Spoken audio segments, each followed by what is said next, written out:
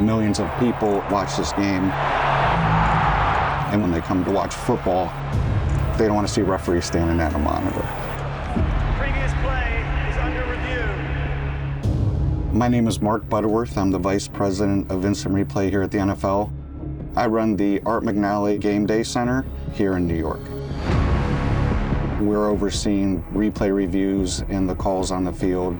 And our only goal is to get the call correct in a timely and efficient manner. Definitely a fumble, you're confirmed. And the Hawkeye system allows us to do that.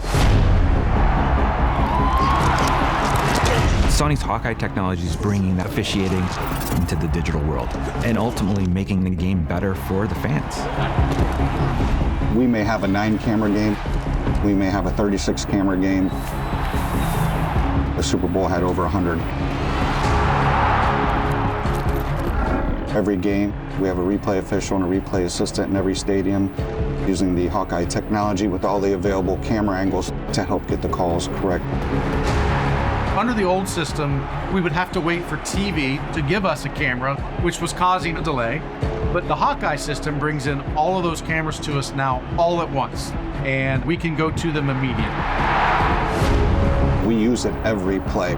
Let's just count the defense to make sure. All right, we got 11 confirmed. Making sure that we have the ball spotted correctly. We're confirming the ruling on the field. Tight catch to the sideline. We have smoke on this play. New York, we have a red flag, challenge flag. San Francisco challenging the ruling on the field of a completed catch. When we stop the game administratively for a review, we bring the referee over to the monitor, and we really want to have the table set for him. So here in AMGC, we're already looking at available angles. There we go. We're communicating with the replay booth. The replay official's communicating what they're looking at. Just looking high level that we have a possible incomplete pass. We want the definitive angle so that all of America understands why we made the decision. The ball is loose as he goes to the ground. Incomplete pass. And with Hawkeye, that happens in a matter of seconds. Hawkeye technology allows us to be as efficient as possible. Confirm. Field goal good. So that the fans have the best product in the world.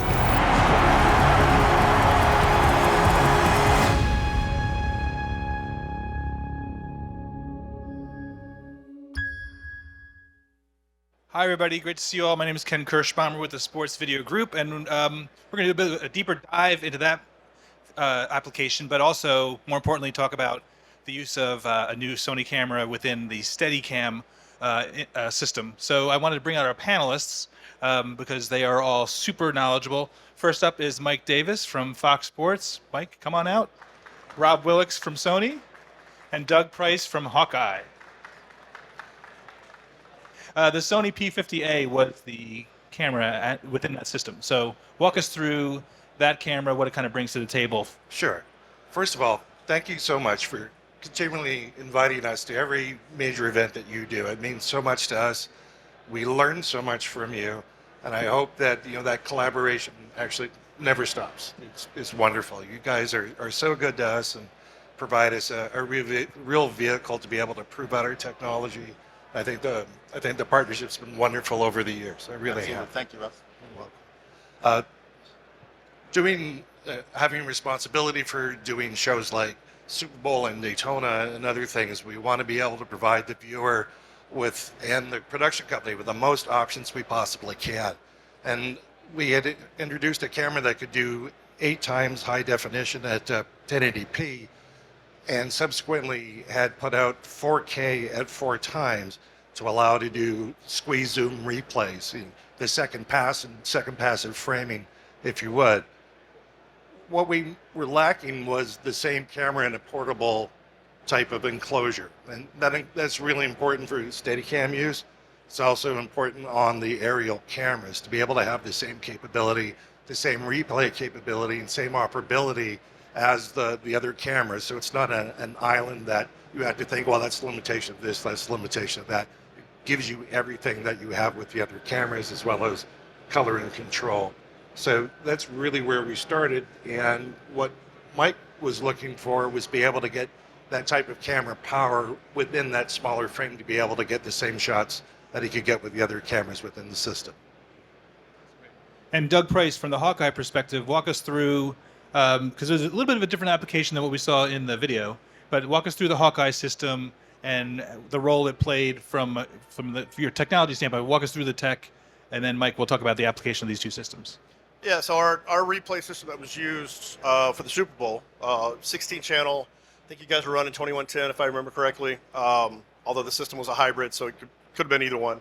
But we take those feeds in 4x UHD.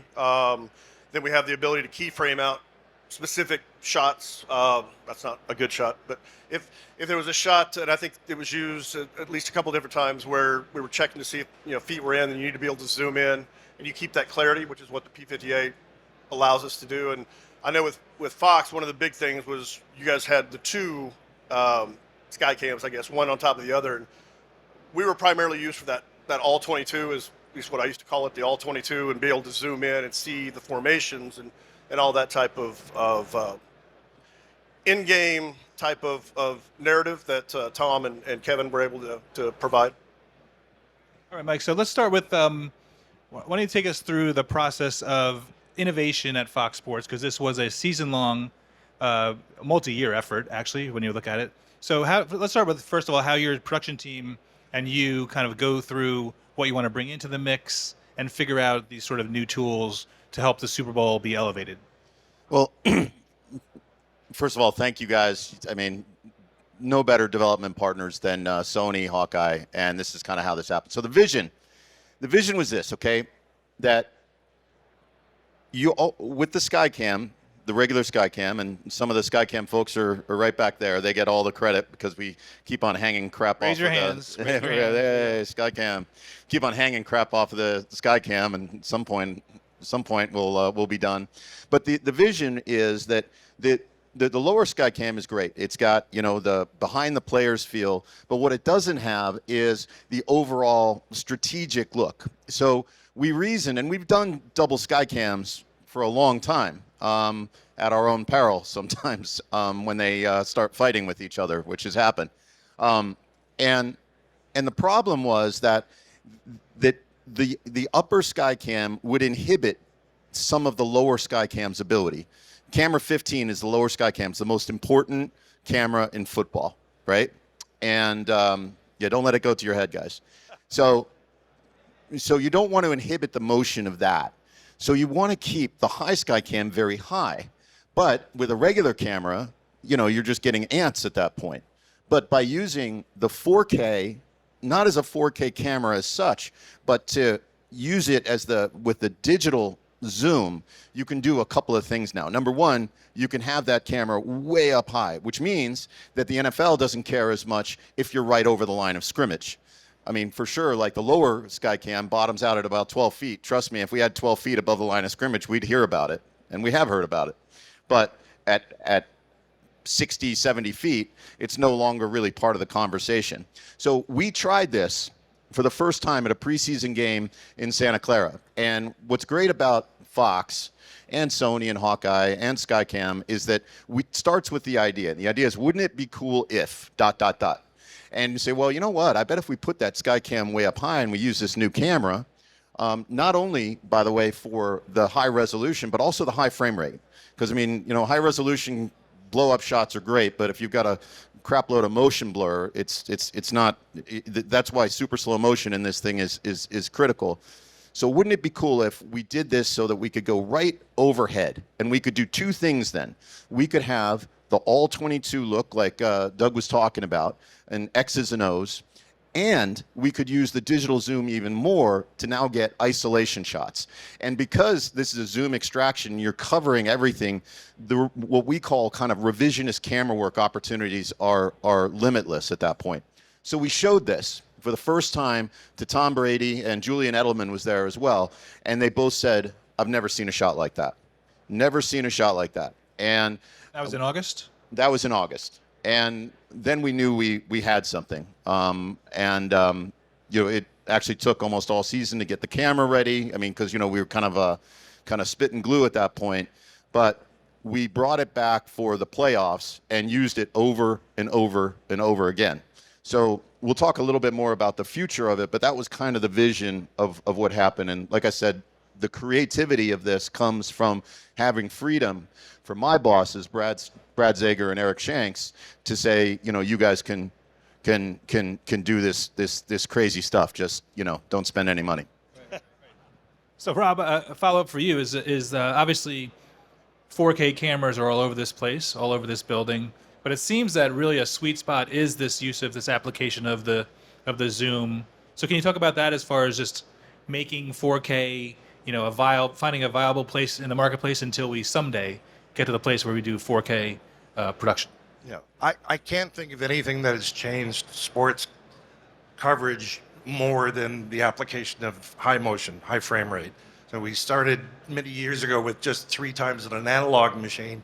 The cameras kept getting better. We could do higher speeds without the noise. So now the 2, 3, 4, 6, and 8 times, it looks wonderful. So from a storytelling standpoint, as you said, there's virtually no motion blur in it anymore. You'd be able to pick out different elements and add to the story. What the 4 times brings in is you've got this great big huge canvas, and now you can start squeeze zooming on different capabilities and really highlighting things without it becoming a lot of pixelated information. You're getting the true 1080 story within it. From our standpoint, working with the Skycam guys is trying to make all of this work in something that you can levitate and fly and bring through their system as well. So that development took some time to be able to do, because this is an all new camera, all new transmission, all new frame rates. So there was a lot of ways to get wrong, and these guys were fantastic, and your patience was appreciated along the journey as well. And Doug, let's talk about the development of the workflow, right? So because there are other potential options out there. You're looking at a replay application. So what was the kind of the push and pull of the feature sets that you guys were looking for, and then developing those from your team to make sure that this came off smoothly by February? Yeah, let me set Doug up here. So in that August event, we had a shootout between Hawkeye and a relatively small Belgian concern who also makes these things. I think they might even be here at the show.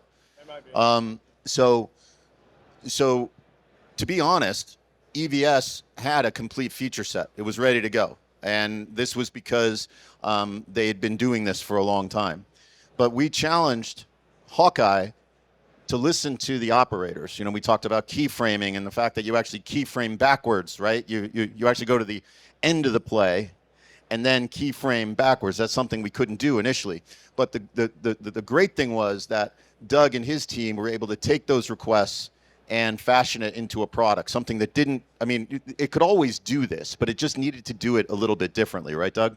Yeah, it comes down to getting that feedback from operators and then applying that to the developers and helping them understand exactly what the operators are looking for. And we were able to do that. So we had a little bit of play, right? So we had August to the playoffs that we were able to refine the workflow. We're still refining it. It'll be even better for this upcoming NFL season. But it's taking that feedback we're getting directly from the operators, whether they're ours or somebody else's, and saying, what's your pain points? How can we make that better? How can we make that more efficient? And then applying that to the system. And I will say, having been in this industry for a while, worked for other large companies, this group of people that I have working for me turn things very, very quickly based off the feedback that we get from people on Mike's team or from other teams.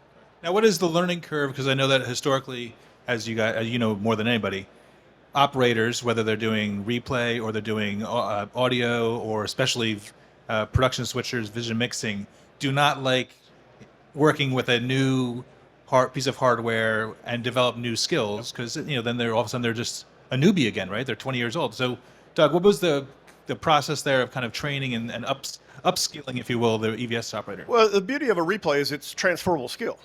So you're not learning anything new. We're just simply learning where do we put our buttons, or where do your hands go here versus where they were before.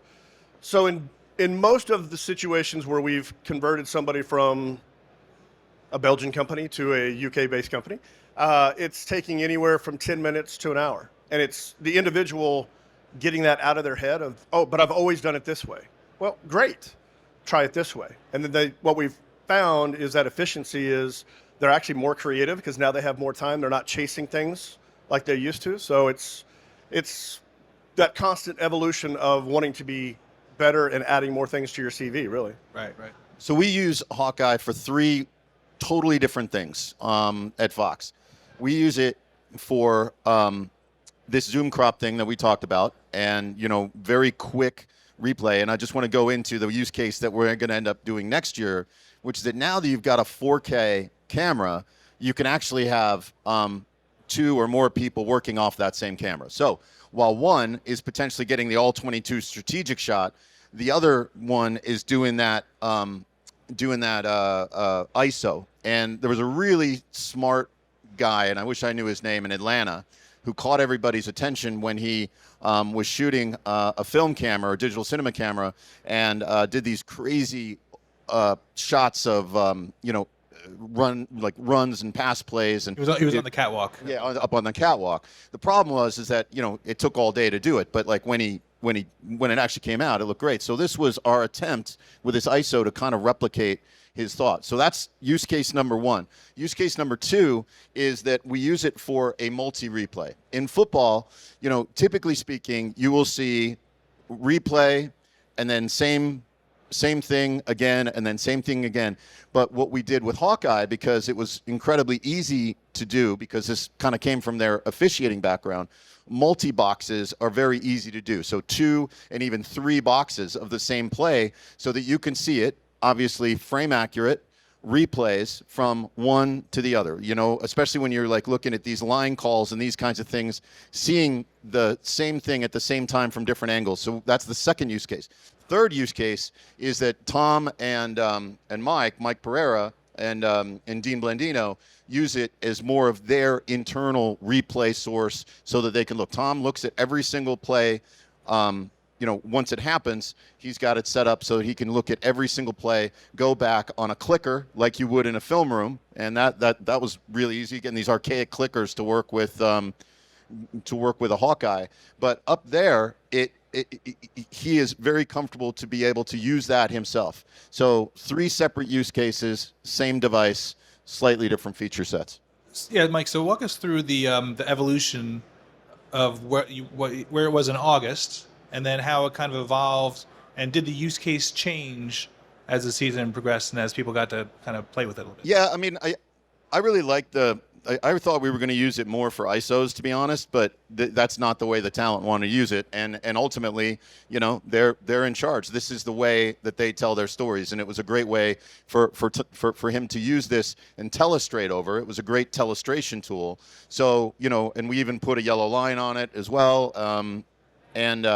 So I think that evolved a little bit. And then after you go and you look at something, you do the Super Bowl or whatever, you say, boy, I wish we'd done that. So that second operator idea was something that, had I thought of that, we definitely would have done that for the Super Bowl, and maybe even gotten something else on the air for not a lot of cost. We could have done that, but can't think of everything, Right. Well, what is the creative process? Because I'm always curious even for the regular replays, right? Your talent is busy watching the game, which is ongoing, but then they're also trying to be pulled back into a moment to analyze something from 5 minutes ago. Does something happen and then they have to look through this frame to find what they want to then highlight, or is someone in another room bringing it all together and kind of really paying attention? They come back to Tom, they say, hey Tom, by the way, the last play we saw this. Yeah, well, is it a mix of both? Well, every network's a little different. I mean, I see our friends from ESPN here. A lot of it's on the operators, to tell you the truth. It's why we fly these guys around, these men and women that just know what looks good. And what our producer, Richie Zients, likes is emotion. I used to work on a show called Inside the NFL. As far as I know, it's still on the air, but back then it was on HBO. And it was cool because you could actually watch a game and all of the highlights now from different camera positions, because they were the NFL Films cameras. I feel like these days, and Rob touched on it before in terms of the importance of supermotion and the importance of potentially shallow depth of field and all the other crazy things that we have going on right now, is that we're bringing those inside the NFL moments, those inside the NFL clips back on the first replay now. So you do see that kind of emotion. You can get that the guy wiping his brow, or the bummage when something bad happens, or the victory that's there, and have it in this like 180 frame shallow depth of field shot like it's a freaking movie, right? And we can do that instantly because of these kinds of tools. And the 4K high frame rate is so important because, as I said, it was sort of revisionist camera work. We use these things on NASCAR now because NASCAR is a great use case because now, you know, one extraction can be like the whole wreck. The other extraction can be a close-up of the guy who caused the wreck, and then another one could be, you know, the one who got away. So I think that bringing in that sort of cinematic mentality is something that's important to Fox and important to our producers. And the way that it creatively happens is a lot of different ways, but ultimately we rely on our tape ADs and the operators themselves. And I think there's a great deal of trust when, you know, somebody like Lars Pacheco says, you know, L is good. You know, Richie doesn't need to look at it. He knows it's going to be good. So, you know, that it pops it up on the air. Say L, you know, red, Elvis, go. And then that's 1, 2, 3, off the air, on to the next. So, Mike, as far as the, let's talk about the creative freedom this may give to the lower Skycam. Does it give that operator more freedom to look for more emotional shots, if you will, versus? No, he basically does what he always does. You know, he just whips around and does those shots. I think Fox is a little different in that they use it quite a bit for post-play ISOs. They do a lot of that in terms of, you know, walking players on, walking players off. And the Wildcat system, which is the Skycam system, is so good because it does allow that speed of just ripping around and getting those shots. So I don't think it really affects him. In fact, the whole goal of this whole thing, and this is why, like, the camera and the frame rate, everything informed bringing that Skycam up so that camera 15 could do its job and stay that way, because we're pretty happy with the way that looks. Now, so clearly this is where do we go from here? Because this is the high Skycam, then you got the low one, and because the high one's staying up there, I mean, you could potentially put a third Skycam in the middle. No, we're going to put one right on the ground, right, okay? And then it's going to whip around and whatever. We haven't figured out the wires and stuff and tripping people, but we're going to figure that out. No, what do you right, Steve? Yeah. Thanks, buddy. What do you see? What do you see as the legacy for all three of you of this? You know, this game. I mean, is this going to be normal for you guys for your A games to have the two, or is it still going to be a big time playoffs because you don't have a Super Bowl for 4 years? You know, what's the legacy from your standpoint? Well, it could be. I haven't really worked that out. You know, little negotiations we got to do over here, but.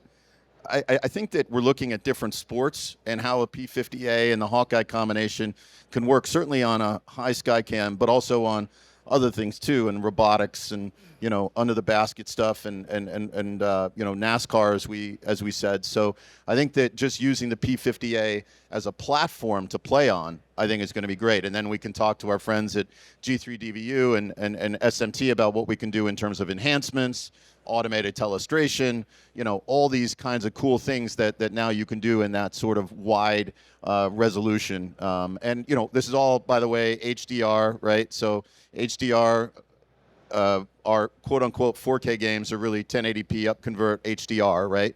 And all of the cameras, obviously, we're talking about one camera, but, you know, there were like 99 others at the Super Bowl. Then most of those were all Sony as well. And I wish Kevin was here to tell me how many super slow motion cameras we had, but I think it was above 20. That 20 of those cameras were super slow motion. And seeing how the industry together is working together, like, you know, Canon's got a great lens where you're able to dial in a shallow depth of field now with the 5500, now the 5500 with the variable ND. So now you're able to do that kind of, you know, not fake it, but you're not needing to use a full sensor. You can use a 2/3 inch camera with getting that kind of effect. And then you layer on the super motion, you layer on the HDR, and it ends up being like this kind of cool collaboration across companies, don't you think? I think, you know, sports is such a driver. A lot of our development is around your needs and that storytelling. And I think what you said is exactly correct. You've got so many different tools in the lenses. You know, you've got a 122 by that you can dial up your depth of focus, put that onto a 2/3 inch camera and get your emotion from any point in the stadium to any other point in the stadium. I think is pretty fantastic. And especially with what you're doing with racing and, you know, your new venture into IndyCar, there's all new technology coming to that for you for the Indy. Yeah, we're refitting the IndyCar with 5500s and HDR. You know, we're building a new truck with Game Creek Video called Ovation. At least today, that's what it's called. We got to figure that one out. If you guys have any better names, let us know. We've been struggling with that one. But, every time we build something, there's more super motion, which informs more channels, which gives the producers and directors more opportunities to give the kind of looks that we like on these shows. Agreed, and it's so important to have an intercompany friend like Hawkeye that can build to the specifications that we need to. And, as you know, we had an 8 times 4K system that was proprietary Sony that was a different learning curve, a different type of operation, a different codec, and not COTS-based equipment. So in essence, very expensive. So once that gets ported over to Hawkeye and we start working, and we have been working hard together, the cost of that's going to come down and flexibility goes up. And what I love about working with Hawkeye, and this is where I'll really earn my Sony hat today, is that Hawkeye, as sort of not a separate but a division, operates a little bit more like a startup, like where you're able to go and a client like myself is able to make suggestions on feature sets that wind up becoming productized. And Sony in the camera part, and we're missing obviously Kiriyama-san, who was a great collaborator, and we're looking forward to continuing that. But I think that as a startup kind of mentality, Doug, your guys really make things happen quickly, especially for a giant company like Sony. Yeah, and I think that's the beauty of being in that position, is, again, take that feedback and, in some cases, literally within 7 days, deliver those features. Some of them a little bit more intricate from your requests, but we eventually get there, right? And that is the beauty of being kind of the startup within the organization. And Sony leaves us alone to do those things, but they also, to Robert's point, we get what's coming down the line, so we can start building it ahead of the time, and you're not chasing that. The camera came out in August, but you're not going to get something that works with it until December. When it comes out, like the P50A, we were ready to go day one. So that is the one nice thing about being a part of the global organization. But then, as Mike says, we very much are a startup. Right. Well, Doug, let me give you a chance to talk about Hawkeye a little bit as far as some of the strengths, because it has had some big wins in the marketplace. The PGA Tour, a lot of big fans there. They use it obviously for their Every Shot Live, but they've really brought it in house. So, what do you kind of see some of the strengths of the system, Hawkeye? I just think that we bring a little bit different to the table. Everything is live for us, so it's our box. We can capture everything. Sometimes you have to have more than one box, but it's not just what's routed to us, it's what's coming into the system live. I can go back and catch something that maybe my competitor didn't. And we've seen that in golf, where somebody was chasing a 59 and had a eagle for that 59. And unfortunately, they didn't have it because it was on another system, but it was on my system. Unfortunately, my system was not connected to that system, so it didn't make air.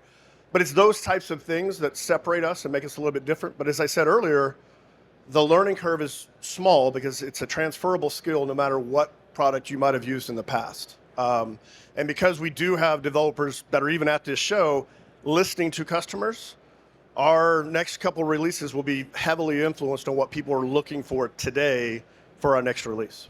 I just one last thought here is that in this ecosystem here at NAB, and obviously we've got Hawkeye, we've got EVS. They're both amazing partners to us. I think that they're both going to be in the ecosystem. But here's the key: is that the moment somebody says the word proprietary, I turn off. And proprietary to me means doesn't play well with others. And what we need to see in the industry, and I think we are seeing, is that kind of cooperative level to understand that, building walls around technology is not in your customer's best interest. And I think that, what we've seen is a turn to that, but, still needs a lot of work in my view. And I think, obviously, the Super Bowl is a prime example. It's not like we were the only one in your trucks. You also had EVS. We do that with all of our partners. We work with all of the other partners that are out there, and I think that's very important, is we've got to be able to communicate with all of the technology that's there, and currently we do. Right. So let's close out, Mike, with a look to the future, the far future, because next year Super Bowl is NBC. Same weekend as they open up the Olympics. The year after is ESPN, which I'm sure ESPN maybe embracing making a big show out of it. And then we have CBS the year after that. And then you guys so that'll be 26, 7, 8, 29? Yeah. Wow. So what do you think? Can you even forecast what the technology would be like? You think in 4 years? Or, I don't know, Ken. I have no freaking idea. But what's interesting about the Super Bowl is that it's everybody's opportunity to one up the other guy, right? That's what everybody's going to do. That's what NBC is going to do and what ESPN's going to do, and they should, because they are the stewards of this game, and it ends up being a benchmark for where we are in technology. And sometimes a little bit more gimmicks and that kind of thing. Other things a little bit more subtle, like this P50A. You know, maybe you noticed it, maybe you didn't. But overall, you're out there so that you can wear your Super Bowl for as many years and be proud of it. And think that, you know what, I know that the technology that we put out there may not survive 2 years, but I kind of hope it survives one. That that we still have the best Super Bowl, for 2 years. That's my goal, and that kind of pushes my people to come up with the great ideas they do. And I've got an absolutely astonishing team of very talented and creative people, and together with the vendors like Sony, Hawkeye, being so embedded, right? Like, kind of Class A embedded vendors that, I think that our Super Bowl will stand up to that metric. But if not, then we've got some work to do for the next one. And it's a great, I love that method of competition. Well, gentlemen, thank you so much. Really appreciate your time. And everybody out there, thanks for joining us, and have a great show. Great show.